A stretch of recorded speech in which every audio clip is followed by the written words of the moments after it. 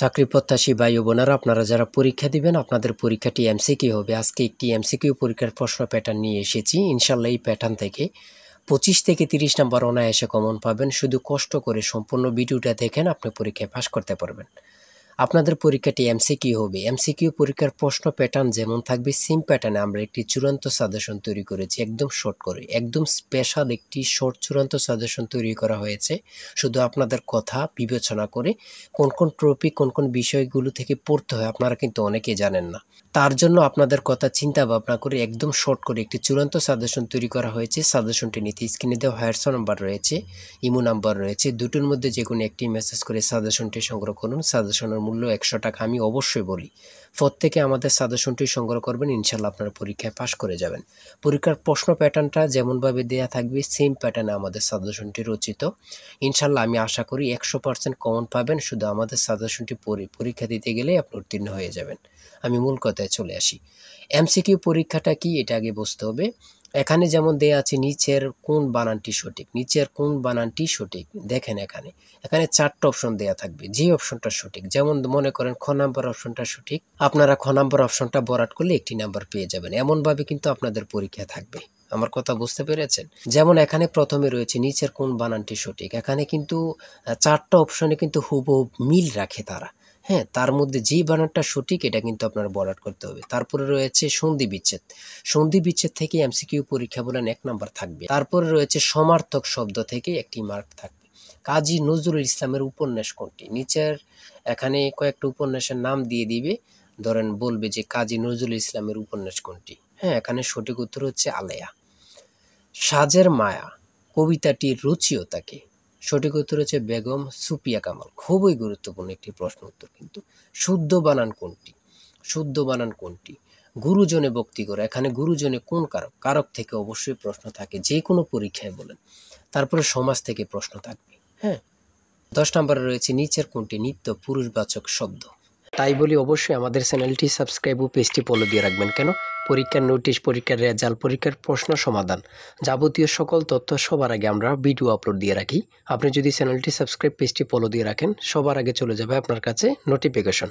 মনে করেন আপনি পরীক্ষা দিয়েছেন, পরীক্ষার প্রশ্ন সমাধান দেখিয়ে দিব, তারপরে রেজাল্টের অপেক্ষা করা লাগবে না, আমাদের চ্যানেলে পেয়ে যাবেন, সকল তথ্য পেয়ে যাবেন। এবং কি নতুন নতুন চাকরির তথ্য পেয়ে যাবে। সার্কুলার দেওয়ার সাথে সাথে আমাদের চ্যানেলে আপলোড দেওয়া হবে। আপনি শুধু আমাদের চ্যানেলটি সাবস্ক্রাইব, পেজটি ফলো দিয়ে রাখলে সবার আগে চলে যাবে আপনার কাছে নোটিফিকেশন। তাই অবশ্যই চ্যানেলটি সাবস্ক্রাইব, পেজটি ফলো দিয়ে আমাদের মেম্বার সদস্য হয়ে আমাদের সাথেই থাকবেন। হ্যাঁ, এমনভাবে কিন্তু আপনাদের পরীক্ষার প্রশ্ন প্যাটার্ন থাকবে। 11 নম্বরে কি রয়েছে আমরা দেখি।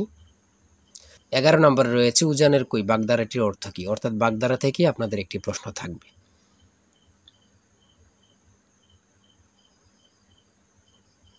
আর ইংরেজি থেকে ট্রান্সলেট আমি বলি, ট্রান্সলেট কেউ মিস করবেন না।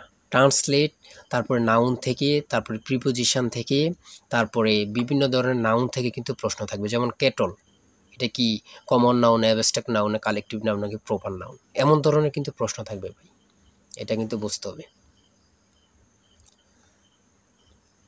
ট্রান্সলেট, ট্রান্সলেট থেকে আমি অবশ্যই বলি আপনাদের প্রশ্ন থাকবে। প্রিপোজিশন থেকে প্রশ্ন থাকবে, কারেক্ট স্পেলিং থেকে প্রশ্ন থাকবে।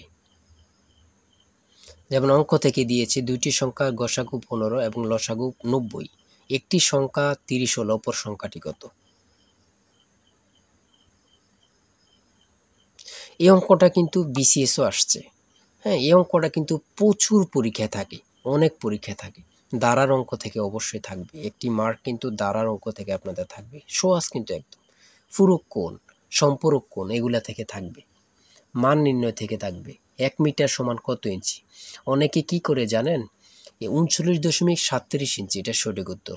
অনেক জায়গায় 37.39 ইঞ্চি দেয়া থাকে, অনেকে ভুল করে এটা দিয়ে দেয়। ধরেন এখানে 39.37 ইঞ্চি, এই 37টার প্রথমে দিল, তারপর 39 দিল। অনেকে মিস্টেক করে ফেলে কিন্তু।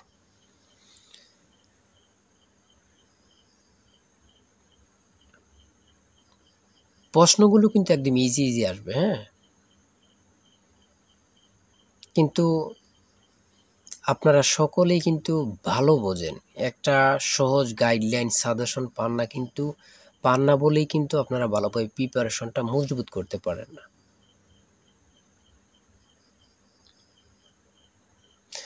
মানুষের গায়ের রং কোন উপাদানের উপর নির্ভর করে? মেলানিন। বাংলাদেশের প্রথম কয়লা নির্ভর বিদ্যুৎ কেন্দ্র কোথায় অবস্থিত? এটা কিন্তু সবারই জানার খুবই গুরুত্বপূর্ণ, বড়পুকুরিয়া, দিনাজপুরে। জাতিসংঘের নিরাপত্তা পরিষদের অস্থায়ী সদস্যপদ কত সময়ের জন্য? 2 বছর। বাংলাদেশের বিদ্যুৎ বিতরণ সংস্থা কয়টি? 6টি। ইউএনডিপি এর সদর দপ্তর কোথায় অবস্থিত? New York.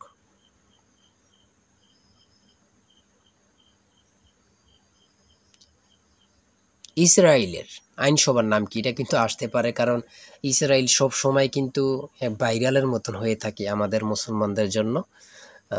এটা কিন্তু আসতে পারে। হ্যাঁ,